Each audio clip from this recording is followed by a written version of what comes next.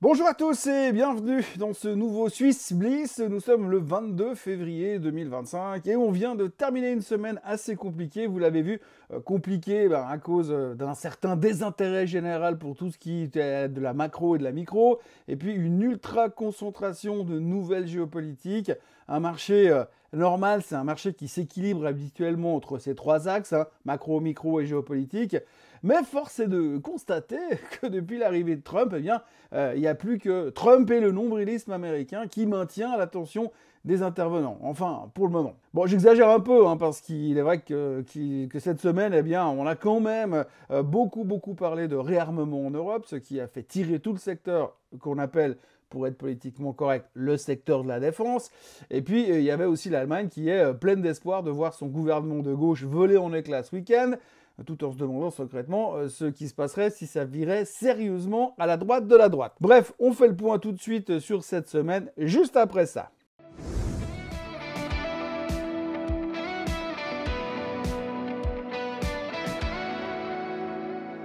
Donc si on doit reprendre ce qui s'est passé ces derniers jours, il faut se concentrer sur les négociations de paix au sujet de la guerre en Ukraine. Les Américains sont en train de parler avec les Russes, les Ukrainiens et les Européens sont pas contents parce qu'ils sont pas assez impliqués dans les discussions. Macron pédale dans tous les sens pour qu'on écoute l'Europe et la semaine prochaine, il va à Washington pour expliquer à Trump sa façon de penser. Selon certaines sources, Trump est terrorisé de le voir arriver là-bas. Les espoirs de paix ont donc encouragé les Européens à investir massivement dans l'armement parce que pour avoir la paix, il faut préparer la guerre. On a vu que le secteur en question avait des ailes. Pendant ce temps, la Suisse faisait son bilan économique. L'économie suisse a enregistré une croissance modérée de 0,8% en 2024, bien en dessous de sa moyenne historique qui est à 1,8%. L'industrie a bénéficié d'une certaine dynamique favorable grâce aux exportations du secteur chimique et pharmaceutique. Mais par contre, du côté des services, c'était un peu la soupe à la grimace puisque la performance annuelle, elle est plus faible que la moyenne historique. Alors évidemment, c'est tout de la faute au franc fort qui a pas mal pesé sur la demande qui venait de l'étranger, surtout du côté de l'hôtellerie et de la restauration. On notera encore que les branches de l'industrie et de la construction ont connu une évolution positive au quatrième trimestre de l'année dernière. La production dans le secteur secondaire a légèrement augmenté à 2,2% par rapport au même trimestre de l'année précédente. Et les chiffres d'affaires ont grimpé grosso modo de 2,6%, donc ça va quand même pas si mal que ça. Toujours en Suisse, les exportations et importations ont affiché une évolution négative en janvier, principalement en raison de la mauvaise performance du secteur de la chimie et pharmaceutique. Par contre, bonne nouvelle pour les montres portées par le haut de gamme. L'industrie horlogère suisse a retrouvé un peu la niaque. Ces derniers temps, c'était pas terrible. Après 4 mois consécutifs de repli, les exportations ont rebondi de 4,1% à 1,99 milliard de francs suisses. Et puis alors mercredi, alors qu'on se posait des questions sur l'Ukraine et qu'on cherchait à savoir combien de temps qu'il fallait commander avec quelles options, Trump a ressorti l'arme des négociations massives en annonçant des taxes douanières de 25% sur les voitures et les semi-conducteurs. On en avait parlé dans le Morning Bull. Les marchés ont donc commencé à douter, les USA n'arrivaient plus vraiment à monter, on a senti une espèce de démission et l'Europe s'est enfoncée gentiment dans la crainte des conséquences douanières et d'une éventuelle guerre commerciale. Et puis les chiffres économiques ont commencé à se dégrader et là, du coup, on a commencé à s'y intéresser de nouveau. Et alors, pour finir la semaine, ça s'est terminé vraiment dans le doute absolu. Alors que les Européens ont relativement limité la casse hier, ce vendredi, les Américains, par contre, se sont effondrés à cause d'une succession de chiffres économiques qui remettent en cause la santé même de l'économie. Et certains même commençaient à ressortir le fameux terme de stagflation. En février, donc, le moral des consommateurs américains a chuté. C'est selon les chiffres de l'Université du Michigan. Ils sont au plus bas depuis 2 ans, tandis que les prévisions d'inflation ont atteint un pic depuis novembre 2023, alimenté donc par les craintes liées aux droits de douane. Alors oui, bien sûr, c'est les chiffres de l'Université du Michigan. C'est basé sur un sondage qui est fait par téléphone auprès de 500 personnes. Sur 330 millions d'habitants, on peut quand même dire que c'est limite comme échantillon. Enfin, peu importe, ça suffit pour instiller le doute dans la tête des investisseurs. On sait aussi que la croissance du secteur privé est en train de ralentir, l'optimisme des entreprises diminue, surtout face à certaines incertitudes économiques, les droits de douane encore une fois. On a vu d'ailleurs les chiffres de Walmart dans le courant de la semaine, on sent que le consommateur, eh bien, ça devient un problème et il se serre la ceinture. Ensuite, vous avez encore le marché immobilier qui n'est pas en super forme, les ventes de logements existants sont en train de reculer en janvier, c'est vrai que les taux hypothécaires ne baissent pas non plus et les prix sont méga élevés pour l'instant. Malgré les baisses de taux de la Fed, pour l'instant, l'accessibilité au logement aux États-Unis, ça reste quand même un sacré problème. Et pour l'instant, c'est vraiment quelque chose qui commence à stresser un petit peu le marché. Bref, tout ça pour dire que l'accumulation de tout ça donne l'impression aux Américains que l'économie ralentit et que pour l'instant, je dis bien pour l'instant, la magie Trump n'a pas encore fait son effet. Et puis, il n'y a pas besoin d'aller chercher très très loin. La semaine dernière, l'inflation monte et montre non seulement qu'elle ne baisse plus, mais en plus, cette semaine, eh bien, on apprend que l'économie montre des signes de ralentissement et le consommateur a l'air de caler. Avec ça, il n'y a pas besoin d'avoir fait des études de physicien nucléaire pour être capable de faire la simple addition croissance molle plus inflation en hausse égale stagflation. Pas loin de penser que ce sera le mot de la semaine prochaine d'ailleurs, et comme je suis en vacances et qu'à chaque fois que je suis en vacances il se passe des trucs fous sur les marchés, eh bien ça pourrait swinguer, sans compter que Trump va sûrement nous annoncer un truc ce week-end. Et du côté des performances de la semaine, eh bien vous le voyez, ça rigole toujours du côté de la Chine, puisqu'il y a un engouement assez spectaculaire au niveau de l'intelligence artificielle, plus des chiffres d'Alibaba qui étaient plutôt encourageants. Donc sur la semaine, bonne semaine du côté de la Chine, l'or qui est toujours pas loin de plus haut de tous les temps, l'Italie qui termine en hausse probablement à cause des achats sur le secteur de l'armement, la Chine qui consolide, on va dire, le SMI qui termine en hausse, et puis alors tout le reste est dans le rouge. Alors pas de beaucoup sur des endroits comme le CAC, on voit qu'il y a un peu plus d'hésitation sur le DAX, le pétrole est toujours entre deux, on va dire, pour l'instant, on oscille toujours entre les 70 et les 72 $ en fonction des news économiques, et puis vous voyez le S&P 500 moins 1,66%, le Dow Jones moins 2,51%, le Nasdaq moins 2,51%, et puis on notera au milieu de tout ça également le Dow Jones des transports qui perd 45% sur la semaine, et le semi-conducteur index, on le verra sur les graphiques tout à l'heure, qui ne perd que 0,47%, c'est une bonne nouvelle. Mais lui, il attend surtout ce qui va se passer la semaine prochaine avec les chiffres de Nvidia. Du côté des performances du SMI, alors vous voyez en vrac qu'il y a à boire et à manger cette semaine. La représentation du SMI qui gagne 0,75% sur la semaine est assez flagrante. Le CIM qui repère un peu du terrain qu'elle avait gagné la semaine dernière. Zurich qui a publié ses chiffres, on va en reparler tout à l'heure. Nestlé qui continue à être plutôt bien impressé en ce moment avec une hausse de 3,18% sur la semaine. Novartis plus quasiment 3% de hausse. Roche en hausse de 1,32%. C'est clair, quand vous avez ces trois-là, comme d'habitude, un peu à l'image de ce qu'on a vécu ces derniers temps, c'est difficile de faire baisser le marché quand vous avez ces trois-là qui montent, et vice-versa, comme on a souffert ces dernières semaines. Swisscom qui consolide après sa mauvaise semaine la semaine dernière, et puis autrement, eh bien, il n'y a pas grand-chose d'autre à noter. Zéro mouvement sur l'UBS qui est en hausse de 0,46% sur la semaine, et Givaudan qui perd 3,25%. Du côté des graphiques, vous voyez que le SMI termine relativement bien la semaine. On est par contre, évidemment, on est juste en dessous de cette résistance des 12 950, on va dire des 13 000, parce que finalement c'est plus psychologique, mais on bute là-dessus et pour l'instant on n'arrive pas à casser. On est toujours dans notre tendance haussière sur le SMI, donc il n'y a rien à dire pour l'instant. On continue notre bonhomme de chemin, un indice qui est très très fort pour l'instant, ça nous change de ce qu'on a vécu l'année passée, mais pour l'instant il va bien. Donc le challenge de la semaine prochaine, si tout va bien, ce sera de casser cette résistance. Maintenant, par rapport à ce qui s'est passé hier aux États-Unis, si ça continue à peser dans cette direction, pour autant que Trump nous sorte encore une nouvelle négative ce week-end, ça risque d'être difficile d'aller casser cette résistance, en tout cas en début de semaine. Et c'est vrai que si on regarde un peu plus loin l'indice, notre risque, c'est d'aller chercher ce support qui est ici, donc qui se situe autour des 12 700. On doit absolument rester dans ce canal pour pouvoir rester en vie et espérer casser plus haut. Si jamais vous venez à sortir de là, attention, parce que là, il y aura certainement pas mal de gens qui vont se poser des questions et qui voudront prendre des profits. Le S&P 500, alors, vous voyez, tout à l'heure, je vous disais que quand, dans le courant de la semaine, on a quand même eu évidemment, on était chercher les plus hauts historiques la semaine dernière sur le S&P 500, mais vous voyez que cette fin de hausse, là, ces 3 journées de hausse où on va chercher les plus hauts historiques, c'était quand même très très chiant, excusez-moi du terme, et on sentait qu'il n'y avait pas vraiment une dynamique et que le marché n'avait pas vraiment envie d'y aller. On avait aussi cette zone-là, ces indicateurs qui disent qu'on est un petit peu cher pour l'instant, et donc résultat, on a eu cette fin de semaine assez négative qui nous renvoie très très bas. Alors très très bas, alors la bonne nouvelle c'est qu'on a tenu la moyenne mobile des 50 jours qui passe par les 6004 pour être précis, donc on a tenu les 6000, on s'arrête juste au-dessus des 6000, on s'arrête sur cette moyenne mobile des 50 jours ici, ce qui est plutôt positif. Par contre, si on regarde un petit peu la tendance que j'avais tracée à l'époque, qui se trouve ici, cette tendance-là, eh bien celle-ci, elle a cédé en fin de semaine. Ces 2 derniers jours de trading sur les États-Unis ne sont pas super encourageants.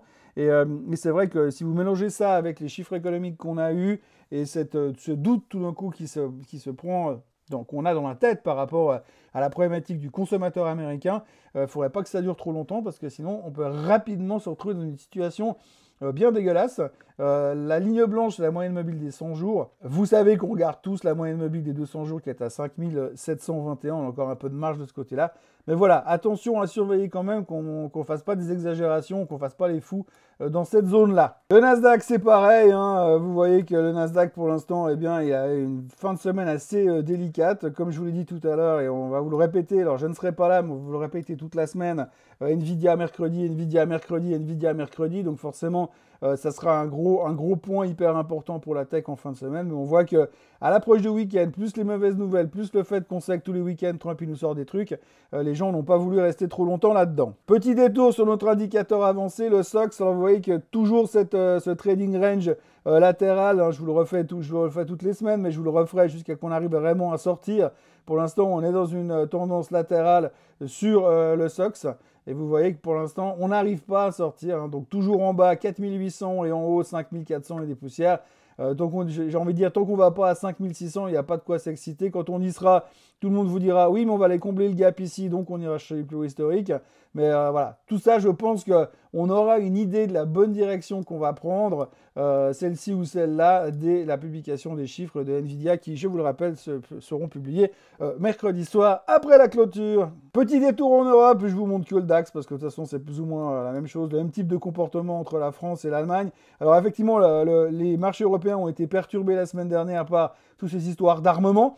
Donc il y a eu pas mal d'engouement sur des boîtes comme Rheinmetall, entre autres. Mais c'est vrai que là, maintenant, l'Allemagne hésite. Alors l'Allemagne hésite, elle a laissé un gap un tout petit peu en dessous, donc elle pourrait aller chercher un peu plus bas. Mais comme je vous le disais, le gros challenge pour les Allemands, c'est les élections de ce week-end. Est-ce qu'ils vont tourner à droite, au centre ou tout à droite? La tension est assez palpable. Alors, a priori, une victoire totale de l'extrême droite semble virtuellement impossible.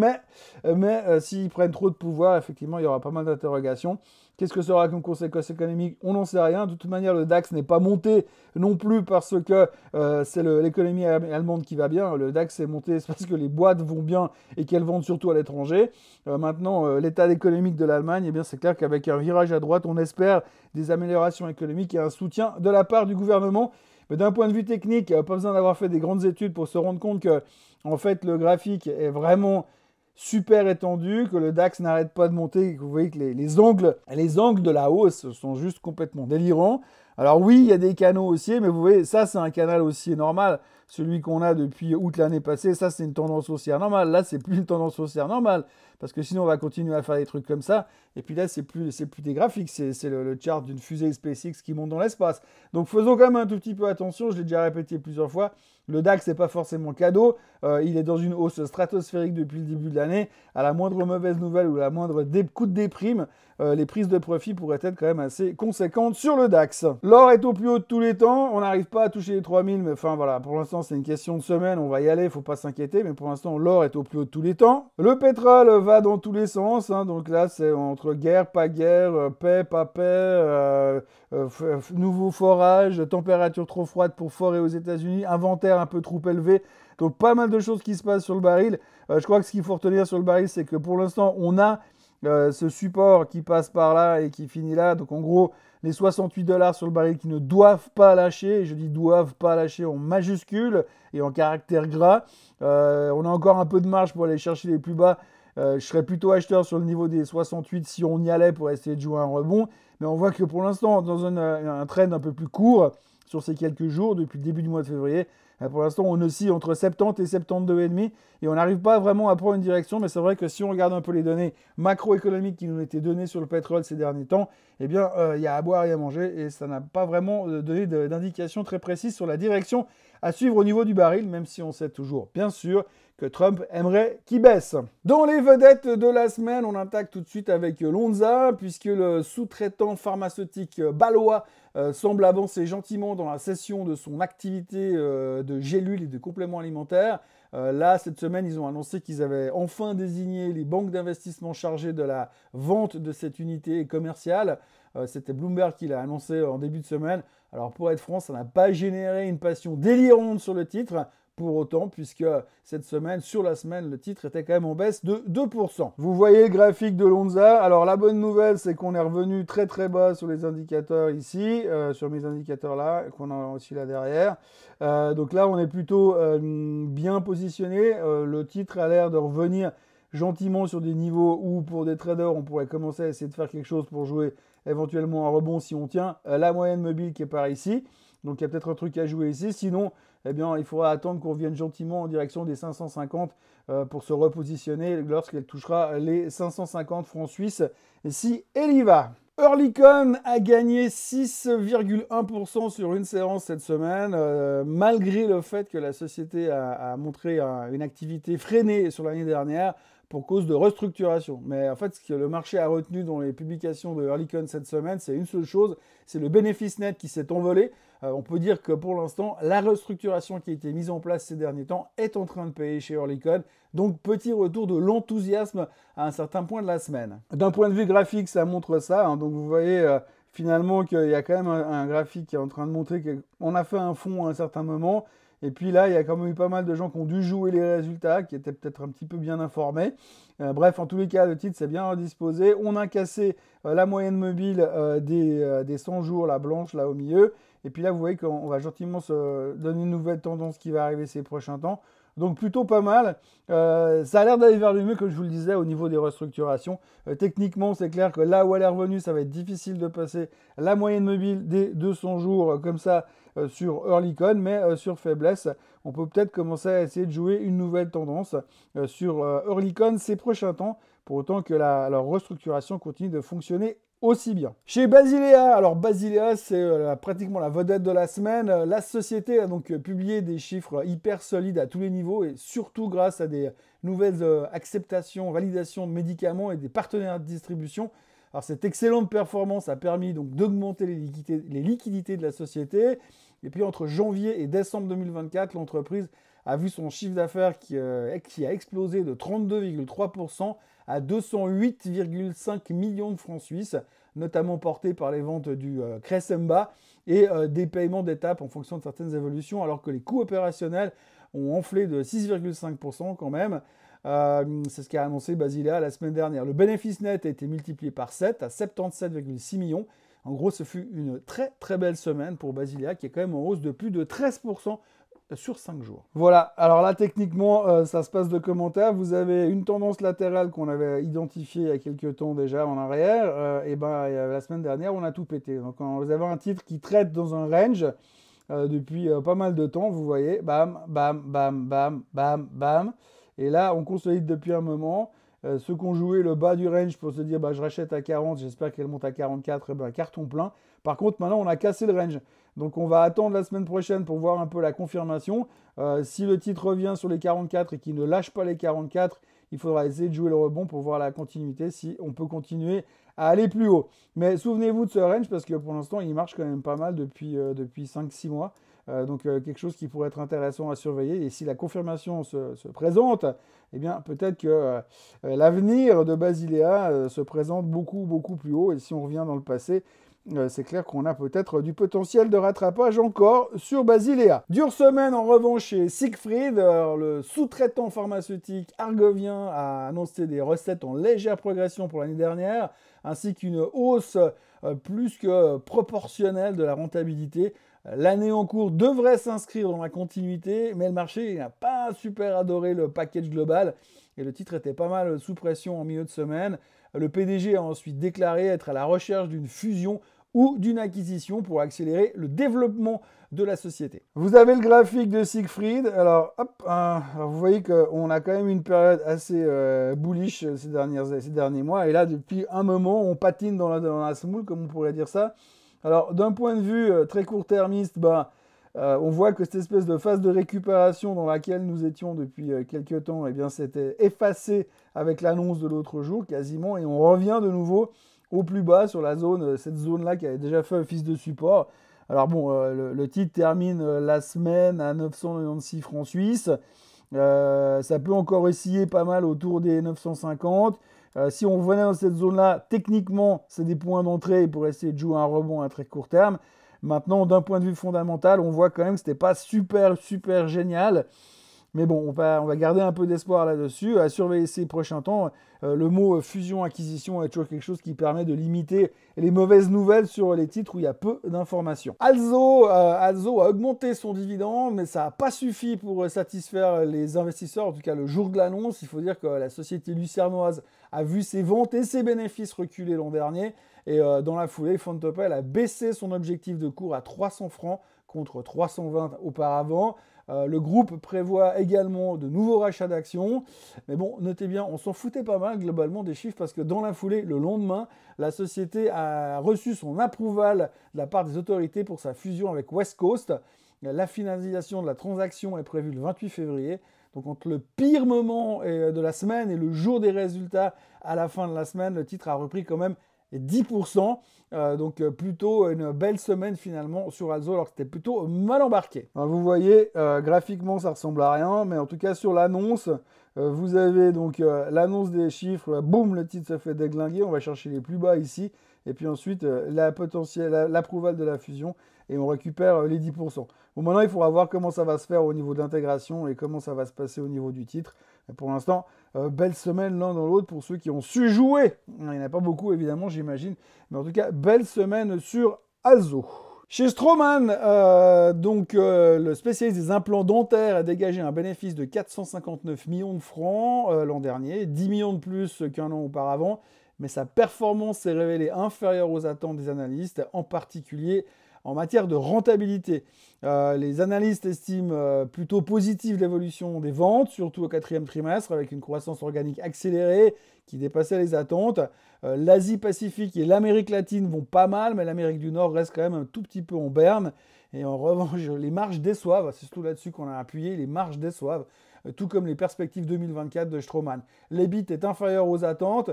Toutefois, les experts rappellent que la direction du groupe a toujours eu une historique assez prudente dans ses prévisions. Donc vous voyez qu'en fin de semaine, on n'a pas trop aimé l'annonce, mais l'un dans l'autre, eh bien, Straumann reste au milieu de nulle part, j'ai envie de dire.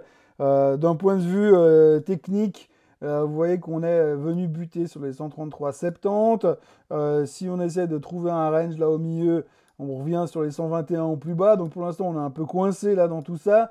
Quand on voit les publications, ils sont plutôt prudents. Donc à voir si on arrive à sortir de cette espèce de double top qu'on est en train de faire à très court terme.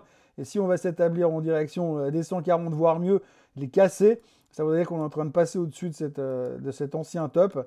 Et là, peut-être qu'on pourrait dire qu'il y a un nouveau mouvement qui est en train de se dessiner. Mais en attendant, surveillez bien ce range. Zurich Assurance a annoncé jeudi dernier un bénéfice d'exploitation annuel légèrement supérieur aux attentes, alors que l'assureur est en train de surmonter l'impact des catastrophes climatiques et des guerres. Elle a également déclaré qu'elle proposera l'élection de Thomas Jordan, l'ancien boss de la BNS, qui devrait rentrer à son conseil d'administration. Ensuite, ce qu'il faut retenir surtout, c'est que c'est quand même le 5e assureur européen. Ils ont déclaré un bénéfice d'exploitation de 7,8 milliards de dollars pour l'année dernière, qui dépassait un peu l'estimation qui était à 7,7 milliards. Et puis, le titre termine donc au plus haut de tous les temps. Et si les chiffres ne sont pas non plus ceux d'une boîte qui vendrait des semi-conducteurs pour l'intelligence artificielle, les analystes ont quand même qualifié les chiffres de rassurants. La boîte est solide, bien gérée, et le rendement du dividende est quand même de 4,5%. Donc voilà, Zurich fait partie des gros ponts de l'assurance et ça va plutôt pas mal chez eux. Voilà, je vous montre le graphique pour la bonne bouche, mais il n'y a rien à dire. Vous voyez que techniquement, la tendance est établie. Les moyennes mobiles se rapprochent quasiment pas. Vous voyez que les écarts restent plutôt stables entre les moyennes mobiles. C'est vraiment boum, la voie est toute tracée. Donc s'il n'y a pas de bump in the road, comme on dit, il n'y a pas de raison de s'inquiéter. Zurich est sur une tendance haussière.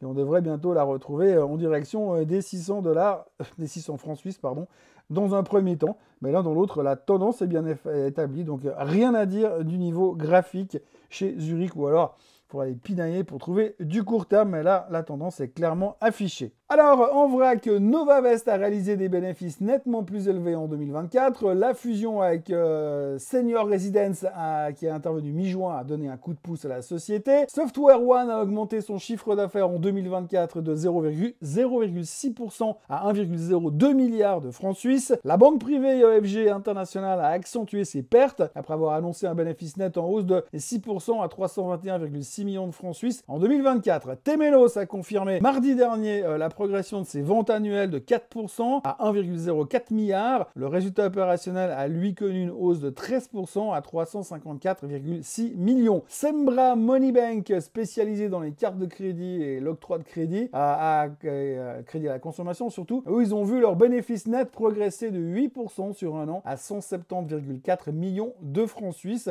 Le marché a beaucoup apprécié. Holcim a également annoncé le nom de sa future entité issue de la scission de ses activités nord-américaines. Elle sera baptisée Amrize et elle sera cotée à la fois à New York et à la bourse suisse, et ce sera fait avant la fin du mois de juin. Et toujours pas de croissance chez Qualida en 2024, malgré une rentabilité opérationnelle en berne. Malgré tout ça, le groupe a quand même retrouvé des chiffres noirs et ils ont annoncé un nouveau directeur général. Voilà, c'est à peu près tout ce qu'on pouvait raconter dans ce Swiss Bliss. La semaine prochaine, il y aura les chiffres de Nvidia mercredi soir, on vous le dit et répété, mais aussi le Consumer Confidence qui sortira mardi et qui soudainement va prendre toute son importance par rapport à ce qu'on a discuté au niveau d'un éventuel ralentissement économique aux États-Unis. Puis il y aura bien sûr le PCE en fin de semaine, ce qui nous donnera l'occasion de reparler de croissance économique et d'inflation. Bref, ça va être super sympa et moi je suis pas là. Enfin bref, n'oubliez quand même pas de vous abonner à la chaîne Swissquote en français, de liker, de partager, de commenter. Et nous, on se retrouve lundi pour une vidéo spéciale sur le fonds LTCM, puis mardi pour une vidéo sur les stars qui vous rendent riches sur 100 ans, et mercredi pour une vidéo sur Nick Leeson. Jeudi, vous aurez une émission spéciale depuis la montagne à propos de Nvidia, et puis vendredi, on parlera de Warren Buffett. Ensuite, Swiss Bliss dimanche prochain, et retour du Morning Bull